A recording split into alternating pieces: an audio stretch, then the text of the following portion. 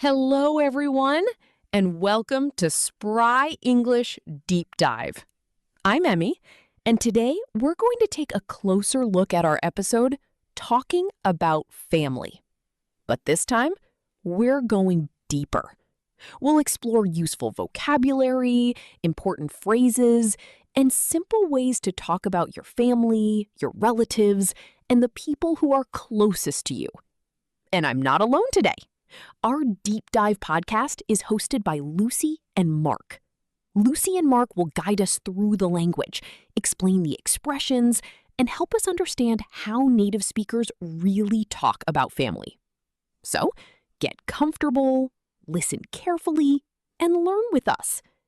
And if you enjoy learning English with Spry English, don't forget to like this video, subscribe to the channel, and tell us in the comments, how many people are in your family? Are you ready for the deep dive? Let's join Lucy and Mark and get started. Usually, when people think about learning a new language, they kind of treat it like a math problem. Right, like an equation. Exactly. The expectation is that you just, memorize a formula, you plug in the variables, and boom, you get a result. Apple equals manzana, cat equals chat. Yeah, it's supposed to be this perfectly clean, one-to-one transaction of data. Right, but look closely at how we actually teach humans to communicate, and that math equation just immediately falls apart. Oh, totally. Because the human brain craves that kind of binary simplicity, right? Yeah. Especially when you're faced with the just overwhelming task of decoding a foreign tongue. That's a lot. It is. We want to categorize things, put them on flashcards, and treat them as these sterile facts that can simply be, downloaded into our memory. But the pedagogical landscape is actually messy and emotional and deeply human. Which brings us to today's deep dive. Today, we are pulling apart a deceptively simple source.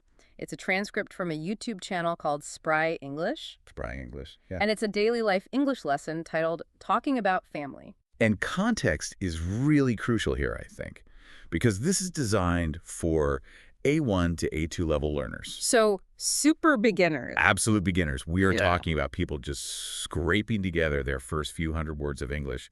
They are at the absolute beginning of their journey. Which makes the mission today so compelling. We are basically looking under the hood of how foundational human concepts are transmitted. Right. And, whether you're trying to pick up a new skill yourself, or maybe you manage a team and need to teach them a complex process, or you just want to get your ideas across more clearly in daily life, analyzing this lesson reveals a lot. It really does. Yeah. It shows the hidden architecture of how we share incredibly complex ideas using the absolute simplest words. Yes. And the hook for this video is great, too. It promises its viewers a funny and heartwarming story about two characters named Sunny and Lili, provided they stay until the end, of course. And provided they subscribe and comment naturally. Naturally. Gotta please the algorithm.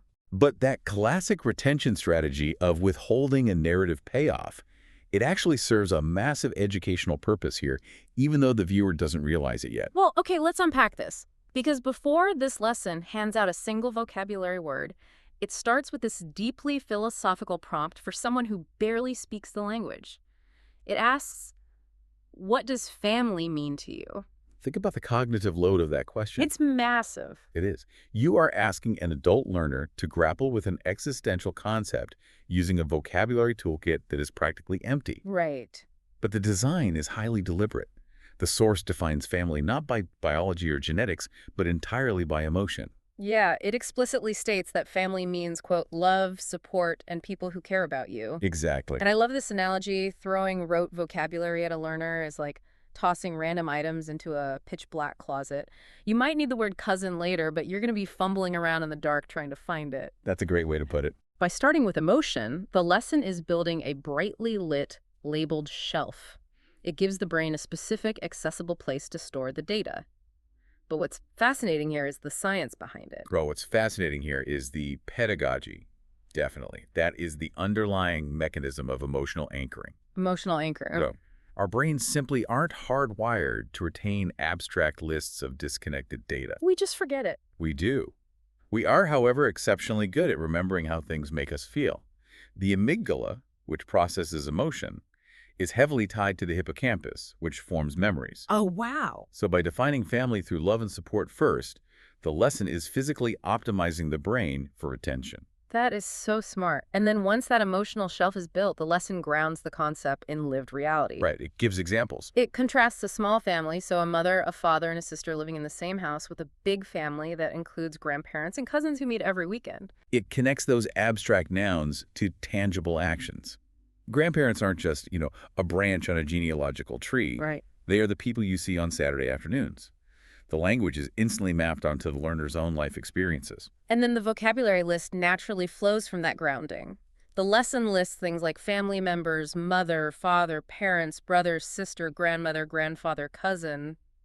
The standard stuff? The standard stuff, yeah. But tucked right at the end of that concrete list of relatives are the words love and together. Which is brilliant. Sneaking abstract emotional states into a list of concrete nouns fundamentally alters the learner's perspective. How so? Well, in the context of this English lesson, the feeling of love and the state of being together are categorized as just as structural to the concept of family as a mother or father. Oh, I see. It totally bypasses the sterile math equation of word equals translation. It forces the learner to associate the English vocabulary directly with their internal emotional state. That makes a lot of sense. But having established that emotional baseline, the challenge becomes getting the learner's brain to actually adopt and use these words. Right, they have to speak. So the lesson moves the learner into speaking practice, prompting them to repeat declarative sentences out loud. Things like, my family is big, my family is small, I love my family. Classic repetition. Yeah, but so what does this all mean? Is just echoing sounds to a computer screen actually doing anything beyond making you feel a bit silly? It kind of feels like parroting to me. And parroting has a terrible reputation in adult education. It really does. It's often dismissed as just rote mechanics. But at the foundational level of language acquisition, that guided repetition bridges a crucial gap. A gap between what? Between passive absorption and physical production. You have to train the physical muscles of the mouth and the neural pathways of the brain to form these unfamiliar sounds before you can demand original thought. It's the warm-up before the sprint. Exactly. Because the lesson doesn't stay in that repetition phase for long. It transitions away from statements and starts asking interrogatives. The question practice part. Yeah. The shift goes from repeating my family is small to answering, do you have a big family or a small family? Or do you live with your parents? When that pivot from declarative to interrogative is where the architecture of fluency really begins. Because they have to think for themselves. Right. The brain is no longer just echoing. It is forced into active recall. When a learner hears a question, the cognitive demand spikes. They can't just zone out anymore. No, they have to process the English input, Right. search their own memory for the factual answer, and then construct the English output. And the lesson escalates that cognitive demand beautifully with one specific question, which is, who is the funniest person in your family? Such a great question. It is. That's a massive leap from asking if someone lives with their parents. I mean, do you live with your parents is a binary, objective fact, yes or no, but who is the funniest? That is entirely subjective. And the subjectivity is the engine of the exercise. Why is that? To answer that question, the learner has to synthesize this brand new vocabulary with their deeply personal reality. Oh, I get it. They have to mentally scan their family members, evaluate their varying senses of humor, isolate the funniest person, recall the English word for that specific relative, and then finally articulate it.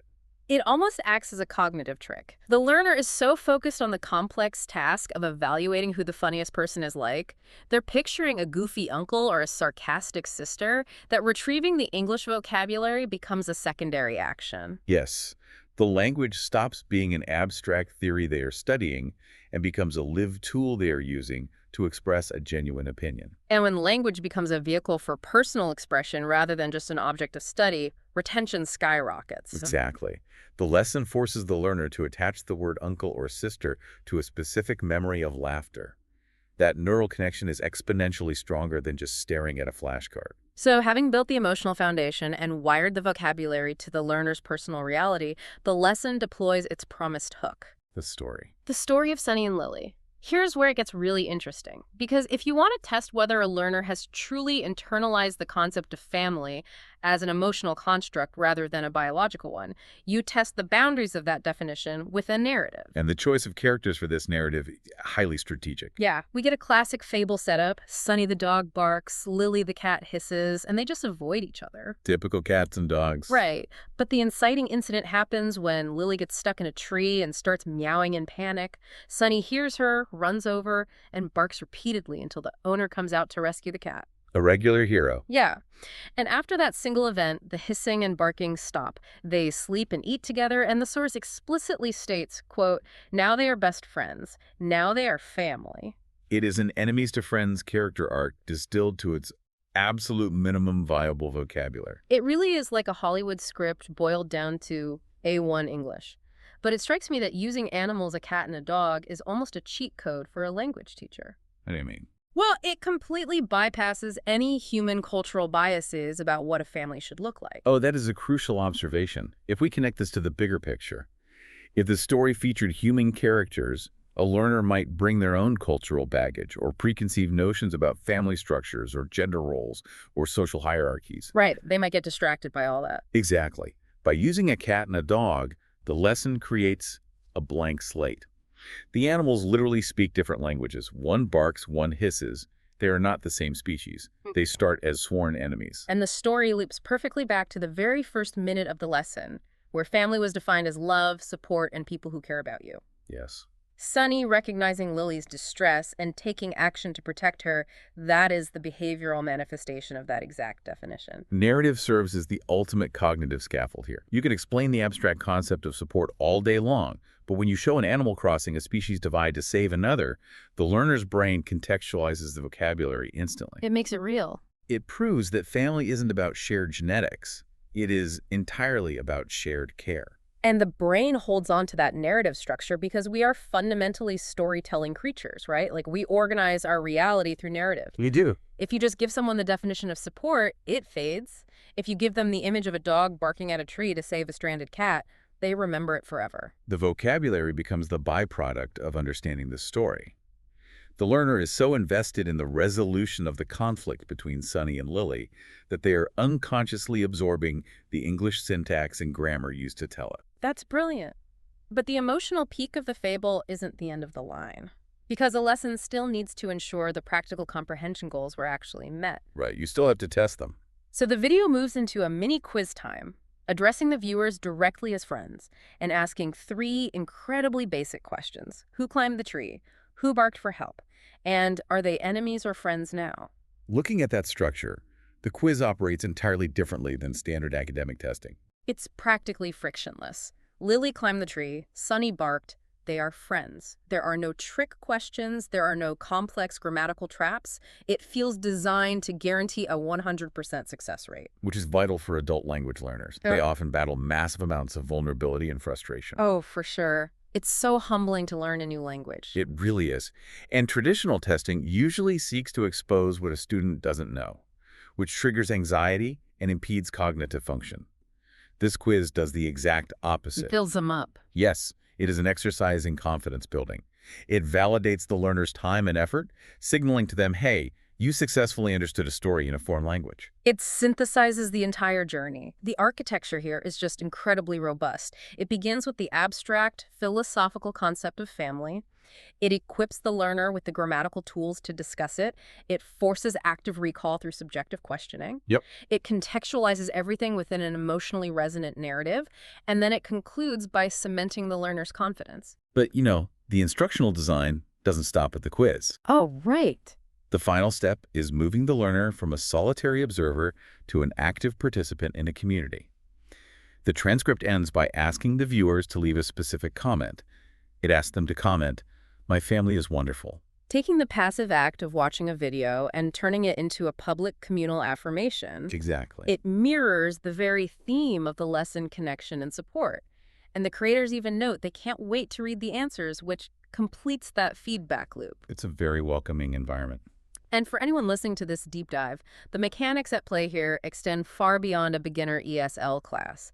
If you are trying to explain a complex strategy at work or simply communicate a difficult concept to a loved one, these tools are universally applicable. Absolutely.